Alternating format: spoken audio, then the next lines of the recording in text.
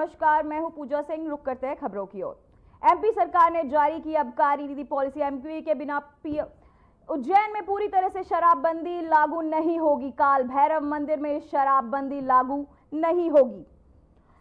MP शराब में सरकार ने नई आबकारी पॉलिसी। एमपी में बिना पीओएस मशीन में नहीं मिलेगी शराब। उज्जैन में पूरी तरह शराबबंदी लागू नहीं होगी। काल भैरव मंदिर में शराबबंदी लागू नहीं होगी। चलिए आपको बताते चले, मध्य प्रदेश सरकार ने नई आबकारी नीति के तहत अहम कदम उठाए हैं। धार्मिक शहरों पर शराबबंदी के बाद अब शराब के रेट भी बढ़ा दिए जाएंगे। दरअसल धार्मिक शहरों में शराबबंदी के होने वाले नुकसान से बचने के लिए अब राज्य सरकार बाकी शहरों में शराब के दाम बढ़ाएगी। इसमें रेवेन्यू लॉस कम किया जाएगा। जानकारी के लिए आपको बता दें कि प्रदेश में मोहन यादव सरकार ने आबकारी नीति 2025 में भी कई गाइडलाइन शामिल की है।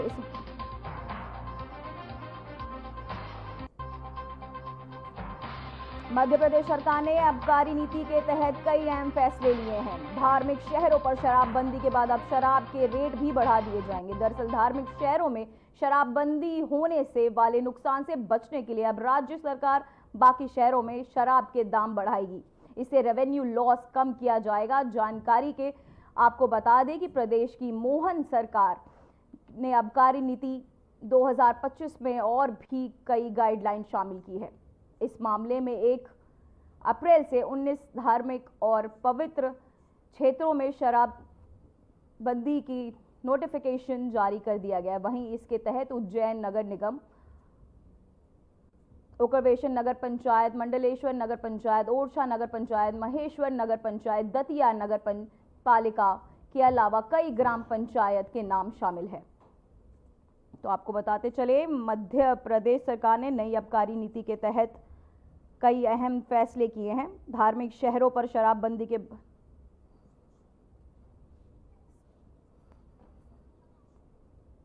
तो इसी पे हमारे साथ कांग्रेस प्रवक्ता सर, किस तरह ये शराब नीति लागू करने की तैयारियां कर रही है सरकार? देखिए, शराब नीति कुछ नहीं है। मध्य प्रदेश में जब से भारतीय जनता पार्टी की सरकार बनी है 20 साल से, तब तक हम देखते हैं कि हमारे आसपास जैसे कहीं पर भी एक शराब की दुकान थी। एक छोटे से जिले स्तर पे 2 या 3 शराब की दुकान थी, आज वहाँ 25 शराब की दुकान है। और प्रचार हमेशा यही किया गया कि साहब नहीं, शराब की नई दुकानें खोली नहीं जा रही। कंपोजिट शराब के नाम पर दुकानों को बढ़ा दिया गया लगातार। मतलब शराब को भारतीय जनता पार्टी ने लगातार बढ़ावा दिया है कि किस तरीके से शराब को बेचा जाए। 12-12 बजे तक शराब की दुकानें आधिकारिक रूप से समय है खुला रहने का, सुबह 8 बजे से के आसपास खुल जाती। अब यहाँ मोहन यादव जी आए हैं, उनको एक नया इवेंट करना था। उन्होंने ठीक है, स्वागत करती कांग्रेस पार्टी की धार्मिक स्थलों पर शराब का सेवन, मांस का सेवन नहीं होना चाहिए, वहां पवित्रता बना के रखना चाहिए। परंतु अब ये प्रश्न आता है कि इनकी इच्छा शक्ति कितनी है, इनकी प्रशासनिक क्षमताएं कितनी है। क्या ये धार्मिक शहरों में, धार्मिक स्थलों के आसपास शराब बिकना बंद करा पाएंगे क्या? मध्य प्रदेश में तो नियम है कि स्कूल के 100 मीटर के दायरे में पान पुड़िया की दुकान भी नहीं होगी, कोई भी नहीं बेची जाएगी शराब, सिगरेट, पान पुड़िया। परंतु आप देख लीजिए, स्कूल की बाउंड्रियों से लगी हुई पान पुड़िया, सिगरेट की दुकानें होती। तो ये मध्य प्रदेश सरकार की इच्छा के ऊपर अब अवैध शराब बढ़ेगी। आप देखिए, होटलों में आके वो शराबों को रखा जाएगा। ये सब चीजें होंगी अभी आधिकारिक रूप से एक जगह। परंतु अगर मंशा साफ है सरकार की, और हम तो कहते हैं बिल्कुल पूरे कुछ धार्मिक स्थलों पे क्यों, पूरे मध्य प्रदेश में लागू कर दो आप, अगर आपकी इच्छा शक्ति है। और अगर आप अवैध शराब ना बिकने दो, तब अगर अवैध शराब बिकेगी तो निश्चित रूप से कहीं ना कहीं उसके सेवन करने वाले को नुकसान होगा, क्योंकि वो या तो जहरीली हो सकती है या दूसरे नुकसानदायक हो सकती है। अब आप देखिए ना, बिहार प्रदेश हो, गुजरात प्रदेश हो, या खुलेआम हम और आप लोग देखते हैं, आपके माध्यम से पढ़ते हैं, प्रिंट मीडिया के माध्यम से खुलेआम होटलों में शराब मिल रही है, वीडियो वायरल हो रहे हैं, रातों को लोग नावों के सहारे शराब ले जा रहे हैं, खुलेआम हो रहा है सब कुछ। तो भाई ऐसी शराबबंदी का क्या फायदा? सर, मेरा आपसे दूसरा सवाल ये है कि शराब नीति को लागू करने के क्या और फायदे हो सकते हैं? क्या राजस्व को इसका क्या फायदा मिल सकता है? जस्ट बड़ा दुर्भाग्य का विषय है कि शराब शराब हुई, खनिज हुई, परिवहन हुआ, ये सिर्फ राजस्व वसूली का माध्यम बन के रह गया है। कोई भी राज्य सरकारें हो, हम मैं तो मध्य प्रदेश के संदर्भ की बात करूं तो शिवराज सिंह या भारतीय जनता पार्टी की 20-22 साल की सरकार देख लीजिए, जो हम लोग एक ट्रॉली या एक डंपर रेत, जो हमको एक ट्रॉली, ट्रैक्टर ट्रॉली की एक डंपर रेट, जो हमको रेत कभी आज से 15-17 साल पहले हमें 1500, 1700, 1800 रुपए में मिल जाया करती थी, वो आज आज वो रेत की ट्रॉली 20,000, 25,000 रुपए की है।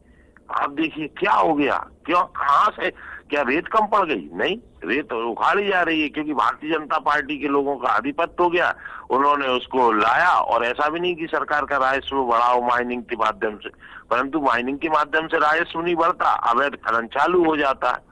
यही चीज है परिवहन में। अभी आप देखिए सौरभ शर्मा एक सिपाही आरक्षक, जिसका 2,000 करोड़ रुपए के जिसके एसेट्स मिले हैं, 100 कुंटल के आसपास जिसकी गाड़ी में सोना मिला हो, है 70-80 करोड़ रुपए मिला हो, जिसके घर में 40 कुंटल चांदी मिली हो, वैसे ऐसे धनकुबेर लोग और आरक्षक सिपाही, मात्र एक कांस्टेबल परिवहन विभाग का, तो किस तरीके से मध्य प्रदेश को लूट प्रदेश बना दिया है, इसका खामियाजा हम मध्य प्रदेश के लोगों को भुगतना पड़ रहा है। ऐसी शराब आबकारी देख लीजिए, मुख्यमंत्री जी के तो परिजन इसमें काम करते हैं शराब में, उनके शराब के ठेके हैं, चाहे वो उज्जैन हो, धार हो, उनकी कंपनी के शराब के ठेके। तो अब वो किस दिशा में ले जाना चाह रहा है ये वो ही जाने। सर, क्या शराबबंदी पूरी तरह से लागू होगी या कुछ और प्रावधान रखे जाएंगे? कुछ नहीं करे जाएगा, ये कुछ नहीं, अवैध शराब को बढ़ावा देंगे। मैं आपको बताऊं, जिन शहरों में इनकी मंशा साफ नहीं है, क्योंकि ये क्या है, अंडर द टेबल ट्रांसफर पोस्टिंगें करते हैं। आप चाहे पुलिस अधिकारियों की पोस्टिंगें हो, चाहे आबकारी अधिकारियों की, चाहे परिवहन, चाहे mining office, under the table जब लिफाफों के माध्यम से पोस्टिंग होती है तो ईमानदार अधिकारियों को नहीं लाया जाता, जिनकी मेरिट के आधार पर पोस्टिंग बनती है उनको नहीं लाया जाता, जो लोग भ्रष्टाचार में मेरिट पे नंबर 1 होते हैं उनको प्राइम पोस्टिंगें दी जाती है, और वो भ्रष्टाचार के नए नए तरीके खोज लेते हैं। मुझे नहीं लगता कि ये सरकार की सिवाय भ्रष्टाचार करने के अलावा और कोई दूसरी मंशा है। सर, ये कैसे लागू होगा और इसमें लागू करना क्या आसान होगा? नहीं, लागू तो देखिए उन्होंने कर दिया, अब आपको बताऊं, अब दूसरा आप उसका एक और ये नई आबकारी नीति का देखिए, उन्होंने जो 10 से 15% जिस भी शराब में, चाहे वो बियर हो और वाइन हो, उनमें उन्होंने ये कह दिया है कि आपको अगर 1,000 स्क्वायर फीट का हॉल है और उसमें एसी लगे हुए हैं तो आप खुलेआम बेच सकते हो, मतलब किसी भी रेस्टोरेंट में खुलेआम आप उसका सेवन करा सकते हैं। तो अब ये तो फिर घर घर वो होगा, जो छोटे छोटे रेस्टोरेंट कॉलोनियों में बने हुए वहां पर भी इन चीजों का सेवन होगा। तो ये सब चीजें बढ़ावा देती है। मैंने आपको जैसे प्रारंभ में ही कहा कि मैं देखता हूं कि एक डिस्ट्रिक्ट प्लेस पे पहले 2 या 3 दुकानें हुआ करती थी, जहां आज 20 से 25 दुकानें, और सरकार के आप अगर रिकॉर्ड देख लोगे तो वो बता देगी कि साहब हमने तो एक भी शराब की दुकान नहीं बनाई। तो ये कहाँ से खुल जाती? ये उनको दूसरा तरीका है, ये कान घुमा के पकड़ते हैं ये लोग सरकार। सर, आपकी जानकारी के लिए बहुत बहुत धन्यवाद सर। तो वहीं सीएम मोहन यादव ने एशियाटिक शेरों का स्वागत किया। उन्होंने कहा कि भोपाल में वन विहार में एशियाटिक सिंहों का कुनबा लगातार बढ़ता रहे, यही प्रयास है। उन्होंने सोशल मीडिया पोस्ट करते हुए लिखा कि वन विहार में आए एशियाटिक सिंहों का स्वागत है। वन प्राणी आदान प्रदान योजना के अंतर्गत 21 दिसंबर 2024 को जूनागढ़ गुजरात से लाए गए एशियाटिक सिंहों को आज भोपाल में वन विहार में क्वारंटाइन बाड़ों में पर्यटकों के अवलोकन के लिए छोड़ा गया है। अब पर्यटक इनकी दहाड़ सुनने के साथ साथ विचरण का भी आनंद ले सकेंगे। पर्यटकों को बढ़ावा देने के लिए साथ ही वन्य जीवों के संरक्षण एवं संदर्भ के लिए सरकार संकल्पित है और इस दिशा में निरंतर कार्यरत है। एशियाटिक सिंहों का कुनबा लगातार बढ़ता रहे, यही प्रयास है।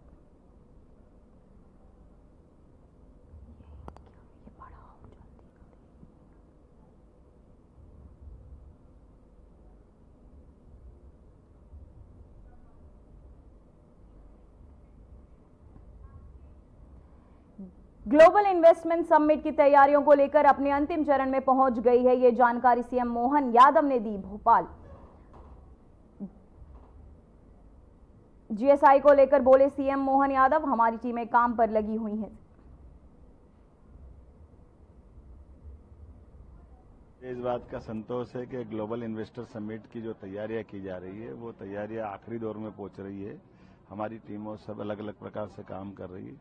मैं आज ये जरूर कह सकता हूं कि पहली बार होने वाली भोपाल की ग्लोबल इन्वेस्टर समिट अभी तक के सारे रिकॉर्ड तोड़ेगी। जैसे हमने प्रयोग किया था रीजनल इंडस्ट्री कॉन्क्लेव का और वो अद्भुत रहा है, उसी प्रकार से देश के स्वनाम धन्य बड़े बड़े सारे उद्योगपति हमारे यहाँ आ रहे हैं। और अब की बार ग्लोबल इन्वेस्टर समिट में जब ऑफर मिल रहे हैं तो वो सारे जिलों में अलग अलग प्रकार के बड़े पैमाने पे निवेश के हमको प्रस्ताव मिल रहे हैं। मुझे इस बात की प्रसन्नता है, सारे जिलों में उज्जैन भी शामिल है। महाकाल के लिए एक और ब्रिज तैयार है। महाकाल बाबा के लिए शिवरात्रि का बड़ा पर्व आ रहा है और जिस 6 करोड़ से ज्यादा धार्मिक पर्यटन के पिछले वर्ष के यात्रियों के आंकड़े हैं, ऐसे में उनकी सुविधाओं को बढ़ाना ये सरकार का दायित्व है। और हम सब ने देखा है कि जिस प्रकार से इलाहाबाद में व्यवस्था हुई है, व्यवस्थाओं को चाक चौबंद रखना, सब प्रकार की सुव्यवस्था बनाना ये अत्यंत आवश्यक है। और मुझे संतोष इस बात का कि हम उस पर काम करते हुए आज बहुत सारी योजनाओं का लोकार्पण करें।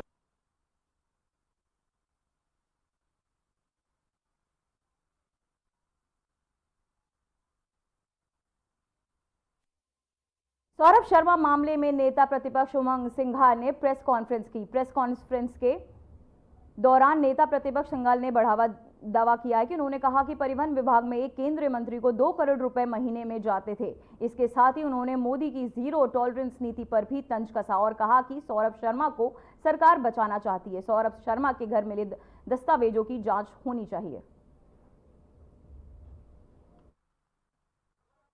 इसके अतिरिक्त गोविंद राजपूत जी ने अपनी सास, अपने साले की पत्नी, भाइयों, रिश्तेदारों के नाम से भोपेल, लुहारी, दमोह जिले में देवर, नासा, पथरिया में सैकड़ों एकड़ जमीन खरीदी, जिसका बाजार मूल्य 200 करोड़ है। आपको मैंने पेनड्राइव के अंदर फ्लैग वाइज दिया, किस इसमें फोल्डर में क्या है, ये फ्लैग भी, इसके अंदर इनकी पूरी रजिस्ट्रियां आपको मैं उपलब्ध करा रहा हूं। इसके अलावा कई जमीनें जो सिंचित थी, उनको जब रजिस्ट्री कराना रहती है कम भाव में, तो असिंचित के नाम से तहसीलदार से इन्होंने उस जमीनों को असिंचित कराया। उसके आदेश की कॉपी में मैं आपको दूंगा। उसके पीछे लाखों रुपए स्टाम्प ड्यूटी के बचाए गए, शासन को हानि हुई। ये फ्लैग सी के अंदर जानकारी है, ये भी आपके फोल्डर पे है, ये मैं भी आपको देना चाहूंगा आदेश के साथ। आपसे कहना चाहता हूं कि गोविंद राजपूत जी ने कई जमीनें खरीदी, लेकिन आपकी जानकारी के लिए 2019 से लेकर 2024 के बीच में खरीदी। स्वयं ने अपनी पत्नी स्वयं के नाम सविता सिंह, पुत्र आकाश सिंह, पुत्र आदित्य सिंह के नाम पर सागर शहर में तिली माफी, बसिया भांसा, कनेरा देव, भोपेल किरवादा, मारा मालिया, पथारिया जाट, मेन पानी, साथ ही सागर में लगे जैसी नगर, झीला, नरियावली, खुरई, बिलैया, जेरई में 150 एकड़ से अधिक भूमि खरीदी गई, जिसका बाजार मूल्य 400 करोड़ रुपए है। ये स्पष्ट होता है कि गोविंद राजपूत जी, ये रजिस्ट्रियां है पूरी, कि 2019 से लेकर 24 तक आपने ये सब चीजें खरीदी है। ये इसके सबके प्रमाण है। मैं आपको इसको पेन ड्राइव में आपके व्हाट्सएप पे पूरी इसकी जानकारी आपको उपलब्ध कराऊंगा। तो वहीं शाहजहांपुर में पुलिस लाइन में जिले में पुलिस अधिकारी, कर्मचारी, होमगार्ड और विशेष पुलिस बल के लिए स्वास्थ्य परीक्षण शिविर का आयोजन किया गया। इस आयोजन का उद्देश्य अधिकारी और कर्मचारियों के स्वास्थ्य की देखभाल करना है, जो ड्यूटी की अधिकता और लॉ एंड ऑर्डर की जिम्मेदारी के चलते अपने स्वास्थ्य पर ध्यान नहीं दे पाते। आपको बता दें कि जिला अस्पताल में चिकित्सा विशेषज्ञों द्वारा स्वास्थ्य परीक्षण दिया जा रहा है। अतिरिक्त पुलिस अधीक्षक TS बघेल ने क्या कुछ बताया, आइए सुनाते हैं। आज शाहजहांपुर जिले में पुलिस अधीक्षक महोदय के मार्गदर्शन में विशाल स्वास्थ्य परीक्षण शिविर पुलिस कर्मचारी अधिकारियों के लिए आयोजित किया गया है और इस दौड़ धूप की जिंदगी में विशेषकर पुलिस विभाग के लिए, जिसमें न टाइम रहता है, न खाने का समय ठीक से मिल पाता है, न सोने का समय मिल पाता है, ऐसी स्थिति में स्वास्थ्य परीक्षण बहुत ही आवश्यक है। और इस दिशा में पुलिस अधीक्षक महोदय ने चिंता की और सीएमएचओ महोदय से बात की है और यहाँ पर हड्डी रोग विशेषज्ञ है, दंत रोग, नेत्र संबंधित, मेडिसिन संबंधित, पैथोलॉजी संबंधित और अन्य जो बीमारी है, सभी प्रकार की बीमारियों के बारे में डॉक्टर लोगों ने यहाँ पर सहमति दी और सभी आज कैंपों में उपस्थित हुए। प्रशिक्षण चल रहा है और सभी अलग अलग प्रकार के टेस्ट हैं, वो टेस्ट कराए जा रहे हैं। बड़ी एक पुलिस के लिए फायदेमंद ये कार्रवाई है जो पुलिस अधीक्षक महोदय के निर्देशन में आयोजित की गई।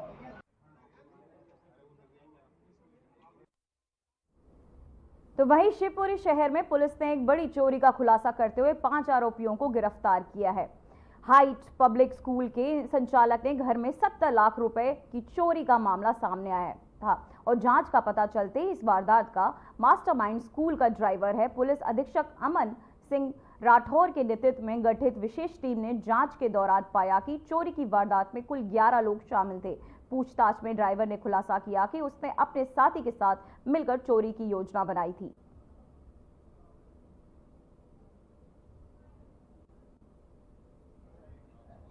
ईस्टर्न पब्लिक स्कूल के संचालक हैं सुबोध अरोरा जी। ये शादी समारोह में मैं परिवार के ओरछा गए हुए थे, तो उस रात को बदमाशों ने उनके घर में घुसकर चोरी को अंजाम दिया। अज्ञात आरोपी थे।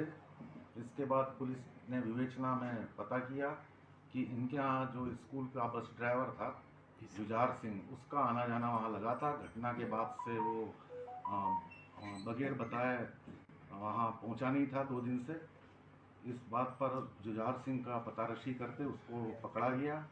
पकड़ने के पश्चात जब उससे पूछताछ की गई तो उसने बताया कि उसने पवन मोंगिया के साथ अपना यहाँ चोरी करने की योजना बनाई थी। पवन मोंगिया ने जीतू उर्फ जितेंद्र और एक और व्यक्ति है उसका विनोद गुर्जर, इनको भी इस योजना में शामिल किया।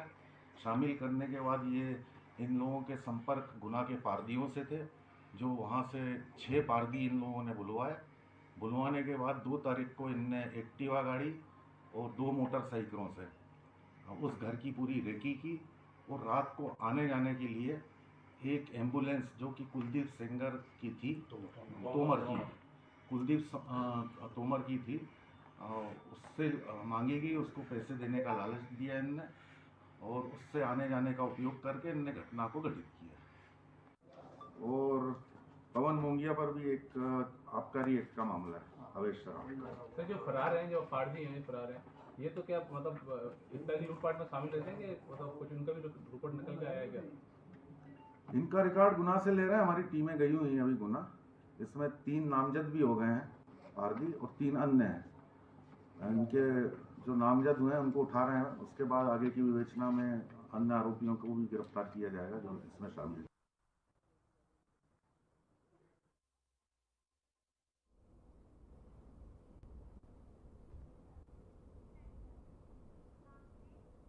तो वहीं छत्तीसगढ़ निकाय चुनाव में बीजेपी की बम्पर जीत, एक बड़ी खबर सामने आ रही है। सभी सीटों पर कांग्रेस की हुई करारी हार। तो आपको बताते चले, छत्तीसगढ़ निकाय चुनाव में बीजेपी की बम्पर जीत हुई है। सभी 10 सीटों पर बीजेपी के उम्मीदवार जीत चुके हैं। सीएम सहाय ने सभी उम्मीदवारों को, आपको बताते चले, बधाई दी है। सीएम सहाय ने सभी उम्मीदवारों को दी। सीएम विष्णुदेव सहाय की प्रतिक्रिया, आज दिन छत्तीसगढ़ बीजेपी के लिए बहुत अहम। निकाय चुनाव में हमें ऐतिहासिक जीत मिली है, ऐसा सीएम विष्णुदेव सहाय का कहना है। यही एक बड़ी खबर, निकाय चुनाव में बीजेपी ने एक ऐतिहासिक जीत दर्ज की है। सभी सीटों पर कांग्रेस को एक करारी हार का सामना करना पड़ा है। आज का दिन छत्तीसगढ़ बीजेपी के लिए बहुत अहम। निकाय चुनाव में हमें ऐतिहासिक जीत मिली।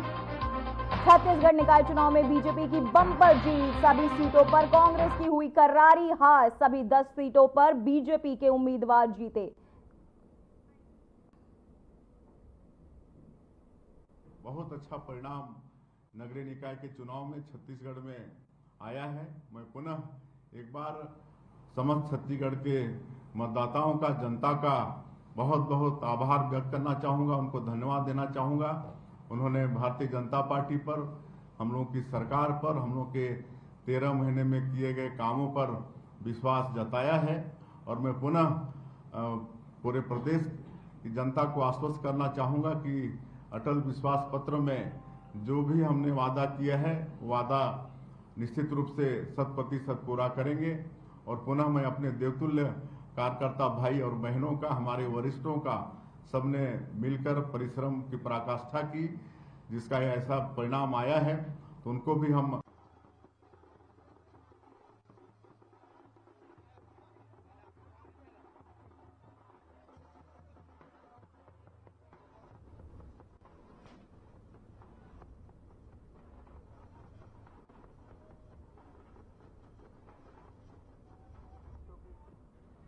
इस नगरीय निकाय चुनाव में छत्तीसगढ़ की श्रेष्ठ जनता ने जो अपना प्यार, आशीर्वाद, अपना स्नेह और पुनः भारतीय जनता पार्टी के ऊपर व्यक्त किया है। और हमारे सभी नगरीय निकाय क्षेत्रों में, चाहे वो नगर निगम हो, चाहे नगर पालिका हो, चाहे नगर पंचायत हो, हमारे महापौर, हमारे नगर पालिका के अध्यक्ष सहित नगर पंचायत के अध्यक्ष और सभी ज़्यादा संख्या में और हमारे पार्षदों को आपने जीत दिलाने का काम किया है। मैं छत्तीसगढ़ की श्रेष्ठ जनता का भारतीय जनता पार्टी परिवार की ओर से बहुत बहुत धन्यवाद ज्ञापित करता हूं। आप सभी का अभिनंदन। और साथ ही हमारे जो कार्यकर्ता बंधु हैं, हमारे वरिष्ठ नेता, हमारे पदाधिकारी, हमारे आदरणीय मुख्यमंत्री जी का अभिनंदन, बहुत बहुत धन्यवाद। राष्ट्रीय अध्यक्ष जी, आदरणीय प्रधानमंत्री मोदी जी और सहित हमारे केंद्रीय गृह मंत्री आदरणीय अमित शाह जी का, हमारे प्रभारी आदरणीय नितिन नवीन जी का, आदरणीय अजय जामवाल जी का, आदरणीय पवन साय जी सहित हमारे सभी प्रदेश से लेकर हमारे बूथ की इकाई तक के पदाधिकारी, कार्यकर्ता, वरिष्ठ नेताओं का सभी का बहुत बहुत अभिनंदन, सभी को बहुत बहुत बधाई। सभी ने मिलकर परस्पर समन्वय के साथ और इतनी बड़ी जीत भारतीय जनता पार्टी को नगरीय निकाय में दी है। आदरणीय विष्णुदेव साय जी की सुशासन की व्यवस्था, उनकी योजनाएं, आदरणीय प्रधानमंत्री नरेंद्र मोदी जी की गारंटी की योजनाएं जिस तरीके से और नीचे तक गारंटी के साथ पहुंचाने का काम आदरणीय मुख्यमंत्री जी ने किया है, उसके लिए भी उनका बहुत बहुत अभिनंदन। मैं आप सभी को और हाथ जोड़ के प्रणाम करता हूं, छत्तीसगढ़ की श्रेष्ठ जनता को, और आपके इस स्नेह आशीर्वाद के लिए पुनः आप सभी। बड़ी स्पष्टता है इस विषय पर। कांग्रेस वाले फिर से ईवीएम का रोना रोएंगे और भारतीय जनता पार्टी के कार्यकर्ताओं ने मेहनत किया है, जनता ने आशीर्वाद दिया है, साथ समर्थन दिया है, विष्णुदेव सरकार जी के प्रति अपना समर्थन जताया है, माननीय नरेंद्र मोदी जी के प्रति अपना समर्थन जताया है। और इस तरीके से बड़े ही सारे नगरीय निकायों में, नगर निगमों में भारतीय जनता पार्टी की जीत हो रही है।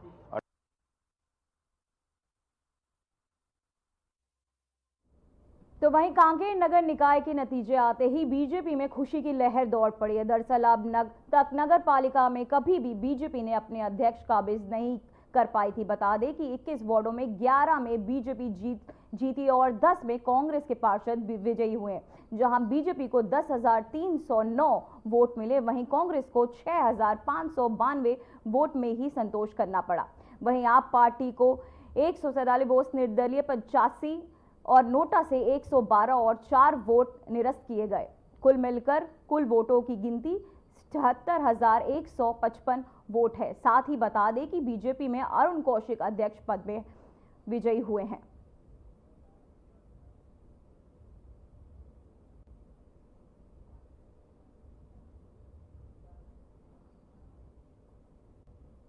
तो वही खबर पिथौरा से है, जहां भारतीय जनता पार्टी से नगर पंचायत पिथौरा के अध्यक्ष पद के अधिकृत प्रत्याशी देवेश निषाद 269 वोटों से जीत हासिल की है। बता दें कि बीजेपी की शानदार जीत पर कार्यकर्ताओं ने खुशी की लहर दौड़ पड़ी है।